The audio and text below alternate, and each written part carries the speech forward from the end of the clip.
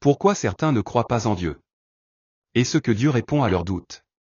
C'est une question profonde, une question que beaucoup se posent, parfois en silence, parfois avec colère, parfois avec tristesse. La première raison, c'est la souffrance. Beaucoup regardent ce monde et disent: si Dieu existait, pourquoi tant de guerres, de maladies, de douleurs? Ils ne voient pas Dieu parce qu'ils voient trop de larmes. Mais la souffrance ne vient pas de Dieu. Elle vient de la rupture avec lui. Dieu ne voulait pas cela. Il laisse les hommes libres, et souvent, ce sont les choix de l'homme qui créent la douleur. D'autres disent: on n'a plus besoin de Dieu. La science explique tout. Mais la science explique le comment, pas le pourquoi. Elle ne peut pas répondre à des questions comme: pourquoi suis-je là? Pourquoi mon cœur cherche-t-il un sens? L'univers est si précis, si complexe, que beaucoup de scientifiques eux-mêmes reconnaissent qu'il y a forcément une intelligence supérieure, un créateur. Certains ne croient plus parce qu'ils ont été blessés. Ils ont vécu l'abandon, le rejet, le mal. Et ils se disent: si Dieu existait, il m'aurait protégé. Mais la vérité, c'est que Dieu était là, même dans les larmes. Il n'a peut-être pas empêché la douleur, mais il peut la guérir. Et il est proche, très proche de ceux qui souffrent. D'autres ont été déçus par la religion. Ils ont vu des croyants violents, orgueilleux, menteurs. Alors ils ont rejeté Dieu, à cause de ceux qui prétendent le représenter. Mais Dieu n'est pas une religion. Dieu, c'est une relation vivante.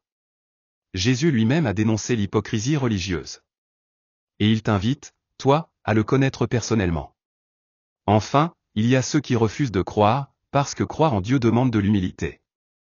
Cela veut dire: je ne suis pas le maître de ma vie. Je reconnais que j'ai besoin de lui. Mais beaucoup préfèrent garder le contrôle, vivre sans question, sans règles, sans Dieu. Et pourtant, même ceux qui disent « Dieu n'existe pas » cherchent la paix, l'amour, la vérité, le pardon. Et tout cela se trouve en Dieu. La Bible dit: le fou dit dans son cœur, il n'y a pas de Dieu. Mais Dieu ne rejette personne. Il attend. Il frappe doucement à la porte de chaque cœur. Il ne s'impose pas. Mais à celui qui cherche sincèrement, il se révèle. Conclusion. Alors, si tu te poses des questions, si ton cœur doute, si tu cherches un sens, parle à Dieu. Il t'entend. Et il t'attend. Voici une autre question que les gens posent. Pourquoi prions-nous si Dieu connaît déjà nos pensées et nos besoins? C'est vrai, Dieu est omniscient. Il connaît tous nos pensées les plus secrètes, nos douleurs cachées, nos espoirs, nos besoins, même avant que nous les exprimions. Jésus lui-même le dit dans Matthieu 6 verset 8. Votre Père sait de quoi vous avez besoin, avant même que vous le lui demandiez. Mais alors, pourquoi prier? Parce que la prière est une relation, pas une simple demande. Prier, ce n'est pas seulement présenter une liste de besoins à Dieu. C'est entrer en relation avec lui. Comme un enfant parle à son père non pas uniquement pour demander des choses, mais pour partager son cœur, de même Dieu désire que nous venions à lui. La prière nourrit notre intimité avec Dieu. Elle nous transforme, elle nous rend sensibles à sa présence. 2. Parce que la prière montre notre confiance et notre foi. Quand nous prions, nous montrons à Dieu que nous nous appuyons sur lui. Même s'il sait déjà ce dont nous avons besoin, il attend que nous venions avec foi, comme un acte de dépendance volontaire.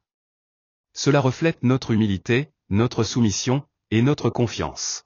Philippiens 4 verset 6 dit: ne vous inquiétez de rien, mais en toute chose, faites connaître vos besoins à Dieu par des prières et des supplications, avec des actions de grâce.